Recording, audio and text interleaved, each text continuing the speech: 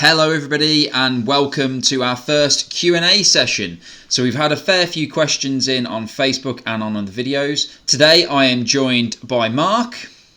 Hello. And Rich. Hello. Hi guys, so we've got a few questions. What I'm going to do is I'm going to read them out and then I'll let either one of you shout out and let's say me, I want to answer that one. I'm sure you're dying to answer some of these questions. Yeah. We'll start first though. Same thing we do all the time. What have you guys been up to on the Lucky Down? I don't know when this episode will come out, but at the moment we're all still self-isolating, etc. I'll go first then. Huh? Yeah, Right. you do. Trying to work from home basically. It's proving quite tricky. Me and the wife both work at the same place, and so we're both trying to work at the same time and look after a toddler. So it's been quite interesting, quite a test. But hobby-wise, I've mostly been 3D sculpting for Empress on and off. I've just completed another couple of jobs for them really, and I'm also trying to do my Force of Canadians for Dieppe. They're very slowly coming together. We're getting there slowly. But I'll send you some pictures of that in a minute. You can stick those as well. Oh yeah, I can do, yeah. Yeah, that's pretty much basically me. Work and child and occasional hour of CAD or painting. Not particularly exciting, I'm afraid. What about you, Mark? Semi-lockdown here, I guess. My wife and I are both lucky enough to be on the key workers list.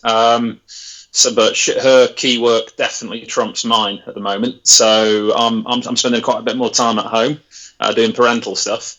Hobby-wise, it's been more of the writing, really. We've been tinkering away a little bit more with the latest bolt-action book we're working on, which we sort of hinted at in one of the previous episodes. Yeah. And also just with Mantic Games and Wing to Sail Publishing, I've just finished a second novel supporting the Kings of War franchise. So I just got to read through that now and submit it, and that'll come out at some point in the next decade. Awesome. So I decided last night that I was going to work on a new board. It's a new board I've been working on, the idea on for ages. And it's this sort of tank factory sort of board, more of like a secret German bunker tank factory. I bought the start of a project off Rich for the German Rat, and if you don't know what that is out there, Google the Rat. This thing is insanely big. I'm gonna do a little video P1000 on it. Rat, yeah. And I put together this jigsaw last night. I was pinging messages left, right, and centre with Rich saying, "Have you got any pictures, mate? Because I'm struggling with this." Yeah, it was. Well, I've lost you, I think. Yeah, no, we're still in. It's fine. No, we're still in. Yeah, I when I was building it, I was obviously making each part as I went, so I wasn't keeping any instructions. So and then it all came to pieces when the masking tape failed at home, and then I sold it to you with no instructions. So, look at that. It's like a really bad set of IKEA furniture in one respect, because I've now got a load of parts left over, and I'm not sure if they were meant to go in somewhere. I've no idea. Absolutely no idea. So that's us then. We're doing some crazy stuff. Questions then. So as I said, I'm going to throw some questions out there. I'm going to read them out and who sent them, and we can answer them as they come. So first question up from Russell Wright. Where are we? So, given it seems that everyone recognises the scenarios, and he's talking about scenarios in the Bolt Action Theatre books, are not used by players, why is so much time spent on them? Is this a Warlord's decree? Would it be worth suggesting to Warlord that they reduce the number and instead add other features? For example, Flames of War use and include very good painting guides. We could get much more history out of the units into the books. I'm going to throw this one at Mark because we've talked about this a lot before. Yeah, I guess if you kind of look through the previous campaign books and that sort of stuff, you see there's a bit of an evolution in how they pan out. and they do change. And not trying to deftly avoid the question, but just delaying it for a second. I mean, one of the things which has been fed back in the past is the old habit of scattering new units and theatre selectors through the book wasn't as popular as it could have been, and most people wanted them all centralised, and that's now become a thing, and that's now happening. So Warlord do definitely take that feedback on board. In terms, so going back to the scenario side of it, and what the actual question was. I've posed that question before, and the way it was described to me, and I certainly can't, officially speak on Warlord's behalf by any stretch of the margin, but if I've got the right end of the stick, the campaign book is supposed to tell a story. It's supposed to be a narrative approach where instead of just kind of here's a load of lists, here's a load of numbers, here's loads of facts and figures, it's supposed to kind of have a little bit more of a documentary narrative approach to it, where it guides you by the hand and takes you through what actually happened in some sort of chronological order. So that's why they're very keen on the scenarios. But that being said, how many scenarios should it have? All the books I've put together have had 12. Some other authors have gone for a lot more than that. So, and again, some scenarios will have a couple of pages of backstory and will have a whole load of special rules. Some of them will be just a little half-pager, which is a very minor variation on one of the ones from the main rule book. So there's loads of different ways of doing it as well. But yeah, from the feedback I've had, I do agree with Russell on that. Most of the feedback I've had is that I wouldn't go as far as to say no one uses them, but I would agree that from the feedback I've had, it is not what the majority of people have at the top of their priority list. New units and new theatre selectors is what most people are looking for primarily. Yeah. So why don't we do more of those? Well, I suppose on the one hand of it, we prioritise that anyway. So yeah, the scenarios are in there because that is Warlord's format. That's what they want to do, and that's cool. We respect that as the guys who write it. But if I have a certain word count, if I have X amount of words and I can cram in more new units and theatre selectors or another scenario, I will put in more units and theatre selectors. We will prioritise that because the feedback is that's what most people like. But as it stands at the moment, yeah, the house style, for want of a better phrase from Warlord, is they want the scenarios to tell the narrative story of what the campaign was. Yeah. And with the hobby sections, because I've written a few of these myself, and I had a couple released before, not through Warlord, but through other means. They tend to use the hobby sections more of an online article release to support a book rather than be in it.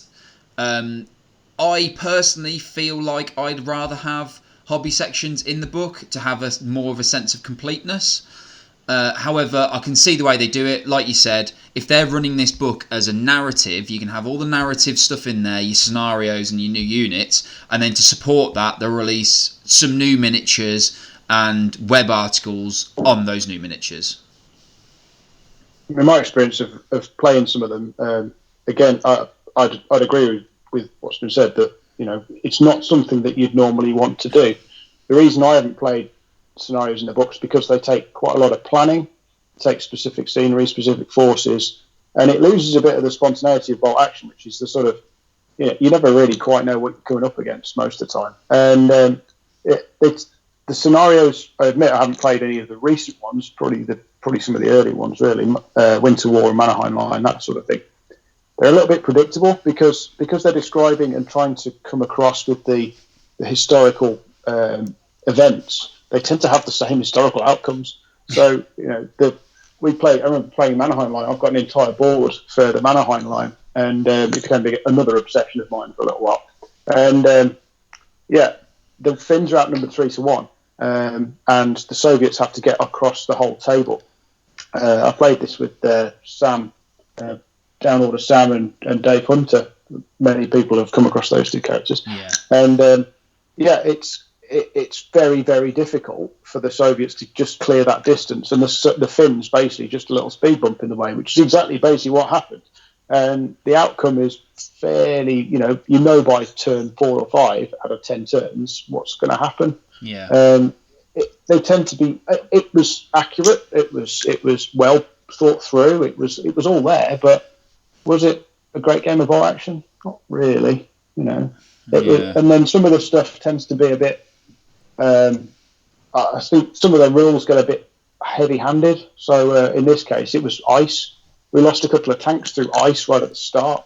So you're like, well, Ouch. I've paid good points for them, and before turn one's finished, I've lost a tank through the ice. And it was things like that. It was a little bit. Again, this is historically accurate. The tanks didn't all make it and all that sort of stuff, but it sort of lost a bit of its way in that respect. Now, some of the scenarios are extremely good. You read through them and you think, oh, that'd be quite good fun. Am I going to play it?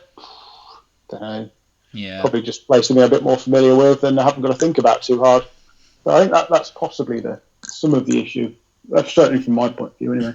Yeah, I mean, so I think this is something I've touched on with Mark in the past. Having written a few of them now, there's a definite sense of deja vu. It's the same interior. You've just painted it a different colour. Because there's so many. I mean, how many theatre books? I've got them on my shelf at the minute. How many theatre books there are with between 10 and 15 scenarios in. At that point, you're looking at over 100 and some odd scenarios. They're going to start repeating themselves. Yeah.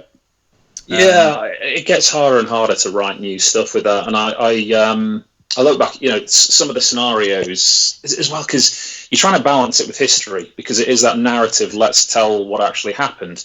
And ultimately, if side A had a artillery barrage and then fixed their bayonets and had no motorised support and had to charge across an open field to engage side B, which was dug in and had just been hit by a heavy barrage. Yeah, that's you kind of look at it and go, well, how am I going to make this different? Because the history books say that's what happened. And that scenario has already been written, a dozen times. So it does get really difficult. But you've kind of... You've still got to have that nod of respect to history instead of just being crazy out there sci-fi concepts. You've got to say, look, this is how it was. So it does get tricky. Yeah. But conversely, I've done some scenarios where I've thought, because I know, I totally agree with what you've both said, but part of me really wishes people would give them a shot. There's one, the scenario 2 in the New Guinea book, which was kind of. It was a Australian commando raid, a night commando raid against a Japanese position in the jungles of New Guinea. And we wrote an entire rule set for it, the raid rules, about basically sneaking up on and knifing sentries and all this sort of stuff to get past it, so that the Japanese player, for the opening rounds, can't even use his forces. It's automated because the alarm hasn't been raised yet. So he's kind of got to sit there for a turn or two watching the Australian player unfold until the dice roll or a mistake means that the searchlight on the towers picks someone up or a guard has raised an alarm. And it's a really, really different way of doing it. And from the playtest group, they said it's the most fun game they'd ever played. Yeah. Or sorry, the most tense game, to without putting words in their mouth. They said it really added a new dynamic. But you put all this effort in, and then, as we said, it's you don't get a great deal of feedback. Most of the feedback comes from the new units and selectors. Yeah. Okay, so I think we've touched on that enough. I've just paused. Hang on a second. You guys still there? Yeah. Yeah, that was weird. That just all froze. Yep. So we've touched on that now. Great answers. Thank you very much, gents. The next question comes from Jed Tales. What rules / game mechanics would you take from any other games and introduce into BA?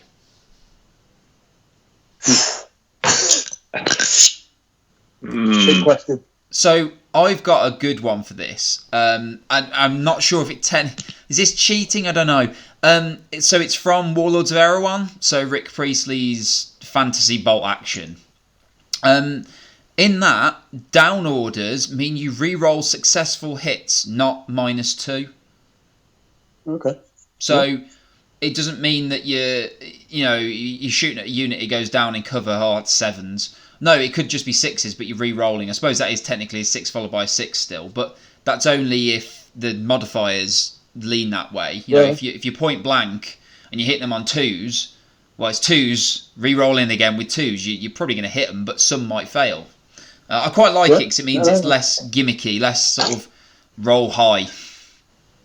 I agree. Yeah, that sounds good. Yeah, that would work. I'm a big fan of Lardy games. I'll fess that one up now. And I like how the friction works. So, like the unpredictable nature of it. It doesn't make for a game that's easy to play in a set time sometimes, and sometimes the dice will abandon you and off you go. But one of the bits I do like in particular in there is how they handle armour. The way the armour rolls are done in there, if you're not familiar, you've got a certain number of penetration dice from your gun, and you've got a certain number of armour dice from your armour.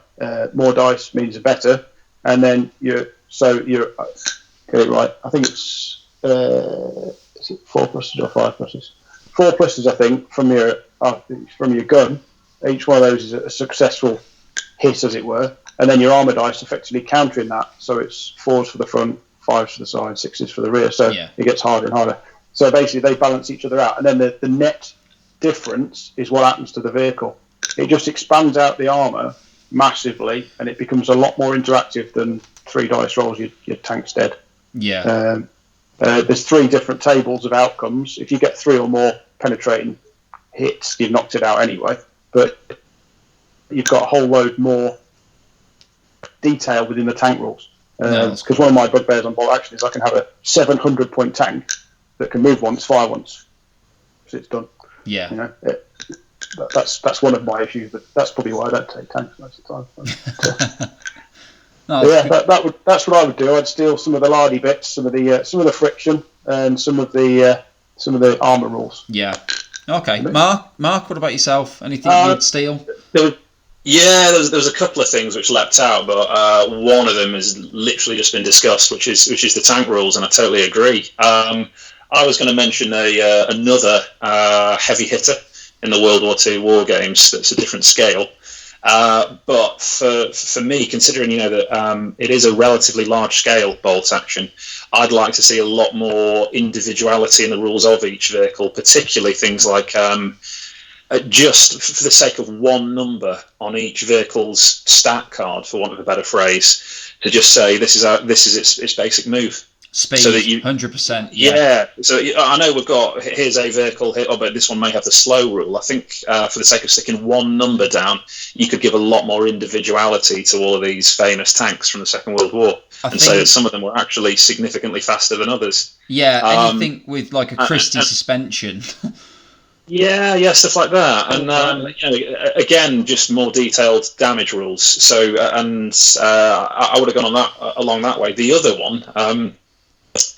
Bolt Action V1 versus V2. I do genuinely think V2 is an improvement. I do prefer it, but there is some stuff I preferred about V1 I would bring back if the world belonged to me.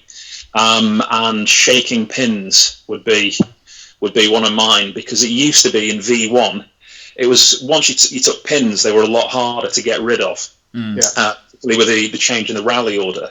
And I get that what Warlord are trying to do with this game is have explosions, excitement, make it like a 60s war movie or the old Commando comics, that sort of thing. Totally get that.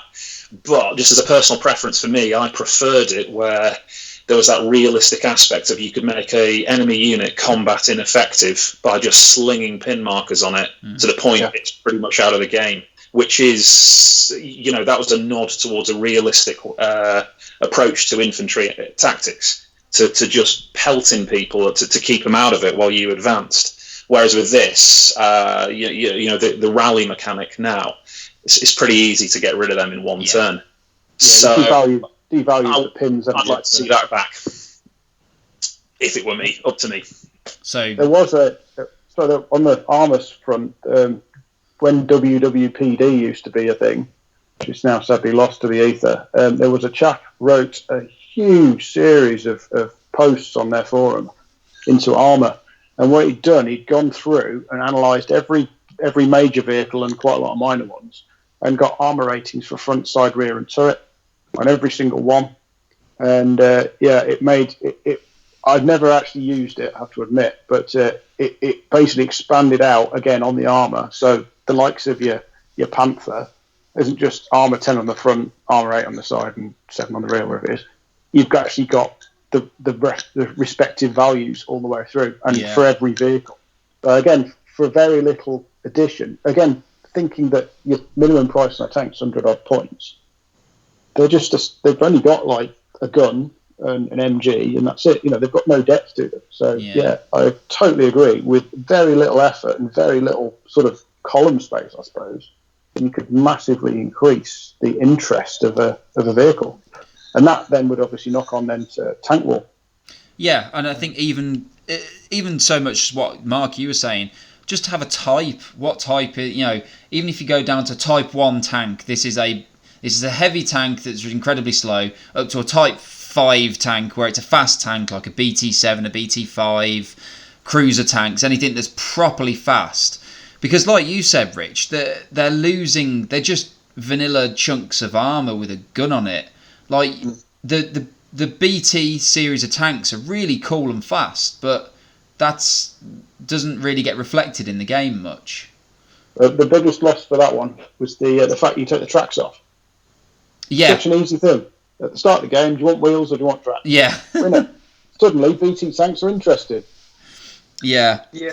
I think there's to sort of play devil's advocate for it. I do get why it is the way it is in some ways, because writing these rules and expansion packs and all that sort of stuff, it's always about that balance between sort of hyper realism and speed of gameplay.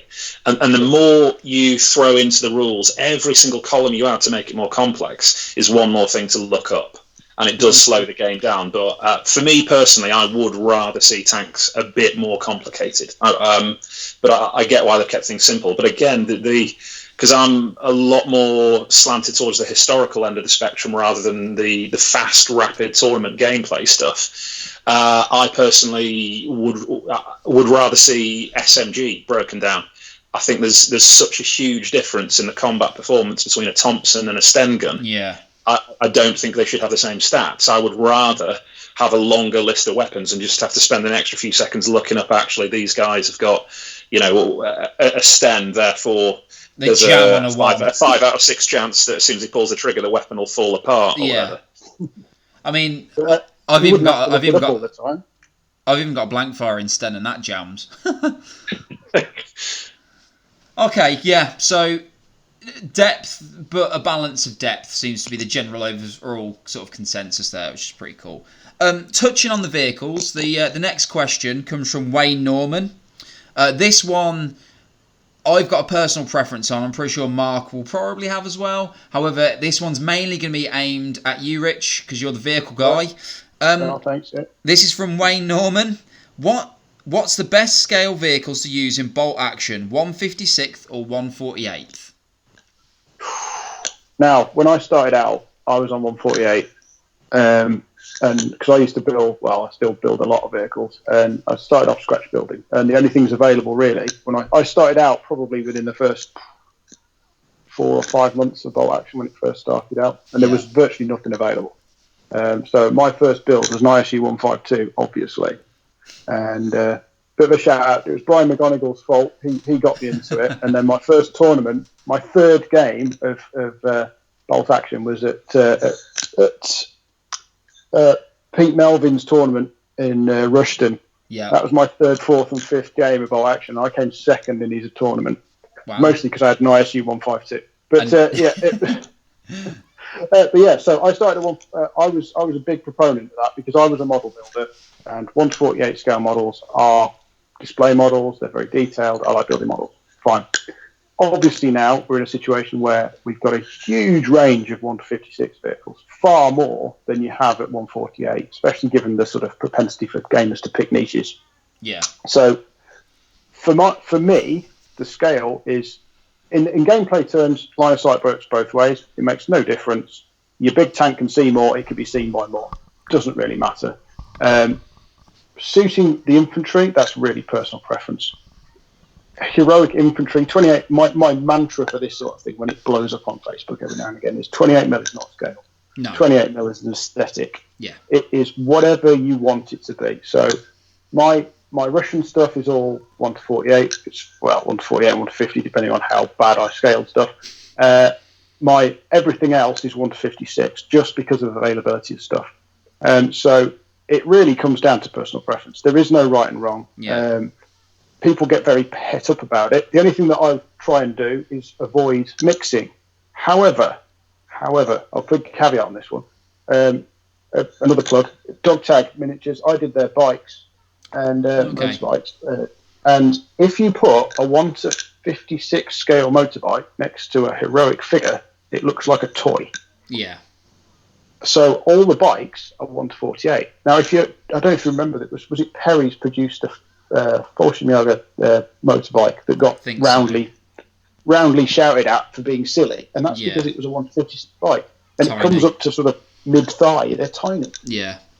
No, I had that when I was doing my early war Brits. I've got the motorcycle sidecar combo, and I've got them from, I want to say, First Corps. Yeah. And someone said to me, "Oh, you want to be careful, they're 148th." I'm like, well, they look right. And like, I bought them, went, "No, sod it, I'll just risk it." And I went, "No, these look absolutely fine. They look the right scale for my dudes, my metal figures." Yeah. And I think that's the thing, is trying to find the right mixture. Personally, I go for 156 because, like you said, availability. But when I first started World War II stuff, and that wasn't Bolt Action, that was what was it called? West Wind's, not Berlin or Bust, the other one, Secrets of the Third Reich. So when I still worked for Games Workshop, my mate said, "I'll come down the gaming club, we'll try something non-GW." I went, "Okay, I'll give it a go." And this Secrets of the Third Reich had come out, and there wasn't really a mass amount of vehicles out there. So instead, I bought 148th Tamiya, because that was the only ones available from the model shop at the time. I mean, they were enormous, and looking back now, you go, wow, things are huge. And the thing is, you've got to try and scale your infantry figures to the vehicles you're using. So, like, for instance, Perry's infantry figures will suit 156 scale vehicles, like tanks, better than, say, a big, chunky artisan figure with a 148th. Yeah. The other thing to look at is if you've built a Warlord Sherman, there are Talieri kits that have been rescaled. If you look at the tank commanders in them, they look tiny. Yeah. There's a reason for that. They're not heroic. As a result, they're reasonably well scaled. They're normal human proportions, and as a result, as they just look tiny compared with heroic figures. If you try and put a heroic figure in a hatch, it just won't fit. It's like wearing the tank. But that's just what's happened with the infantry over the years. Is that, I mean, 28mm never used to be a thing. It used to be 25mm, and then you get scale creep, and things get bigger and bigger and bigger. And it's just how it's developed. And as I say, it's the aesthetics that you're looking for, in my opinion, at least. So you can't put a ruler against an infantry figure and say, "Oh, he's that tall," because everyone's different heights. Yeah. Then none of them stood up straight. You put a base on an infantry figure. You also look down on all your figures, so you're not looking horizontally. You're looking down on them, so your perspective is skewed. So it is really down to what you feel looks right with your infantry. That's basically the only answer I can give. No, that's good. Yeah. Okay then. So our next question, probably have this last one, and then we'll wrap it up. We'll save any of the other ones for the next Q&A session. This one comes from. We've touched on that already, so let's go with another of Russell Wright question. He's asked a few, but this one's a pretty good one. What points level is best for fun competitive games? I've seen 500, 1000 and 1250, and I'm not convinced which works best. I think for fun, you take 1250 and 500 for your opponent. There's not going to be a great deal of balance. It's not competitive, but I find that fun. My opinion is somewhat different. 750 to 900 is mine, because 500 with 500 points you are looking at an infantry force. Yeah, you can't really get anything else in there. At 750 to 900 points, you're into really hard decisions now. Do I take a tank and risk it? Do I take anti-tank? Do I just take infantry? You're forcing some really big decisions, and again, I think it was one of Pete Melvin's events years ago, had three battles, 500, 750, 1,000. And the 750 point one is the one that's difficult. Yeah. And as a result, I find that the most fun because you get the most variety of forces. You could spend 250 points on a tank. Brilliant, fantastic. But then your mission's to take an objective, you've had it. You've got virtually no infantry. Or I just take infantry and risk the fact I've got no anti-tank. That's the sort of thing that I've found over the years to be fun. Is that because it just produces a massive variety of lists. At 1,000 points, you two now, I could ask you to reel off a 1,000-point list, and you'd come up with one straight away, not a problem, because you can include a bit of everything. 1,250, you can include everything and the kitchen sink. Yeah. So it forces that decision. But I know as well, having run some events, people don't like it because you're forcing them to leave toys at home. Yeah. So it's a toss-up in that respect. I love it because of that forcing a decision. I like being forced to make decisions on that front, but not everybody does, I know. So for me, 750, 800 points would be ideal, just because it produces a variety. See, I'd lower as well. Maybe for a different reason, but I think a good game's a quick game, and so having lower points. But also, if you say to someone, what's your 1,000-point list, and people have got something standard which they'll then adapt as they go. I don't do that, and a lot of the guys I've played against don't do that. It's a case of just turn up on the day, open your box of toys, and go, what haven't I used in ages that might be a bit fun, and just make it up as you're unpacking. And but I guess again that's certainly not going to work at a tournament. I totally get that. But when it's the beer and pretzel, just have a laugh kind of game. But again, when you go for a lower points value, it does make it quicker, and just kind of push it through, and just pick some units you wouldn't normally go with maybe, and that's kind of how we normally go with it. Where down at our end of the wood. The only caveat I'd put on there is you've got to be really careful at anything lower than 1,000 points because some forces are skewed. So the likes of the Soviets and the Brits with 3 units. Anything that gets 3 units really can really screw things up. So whenever we've had lower points like that, then some means of balancing those 3 units out needs to come to the fore. I think one of the issues is the free stuff really was the Brits and the Soviets, which were early bolt action books. And they hadn't really played, they hadn't obviously been tested to that extent. They stuck to 1,000 points sort of thing. So actually the 1,000 points, 103 points, neither here nor there really, it doesn't really matter. But as soon as you go below 1,000 points, that extra 100 points is a significant chunk. Yeah. So the later books, you see the buy 2 get 1 free sort of thing, like the French and the Belgians get. That's far better because I've had to buy 2 units of there's a tax. Awful troops. Yeah, there's a tax, exactly that. So that's the only caveat would be you need to make sure you've got some system of balancing out those free things in smaller games. Yeah. And again, the same thing occurs to some extent the other way. So if you go to larger point games, that free stuff, those free advantages, admittedly the Brits and the Russians aren't particularly lacking other advantages. But it gets lost in the noise. So you get better advantages from some of the army special rules in larger points games. Yeah. So you've just got to be wary of that.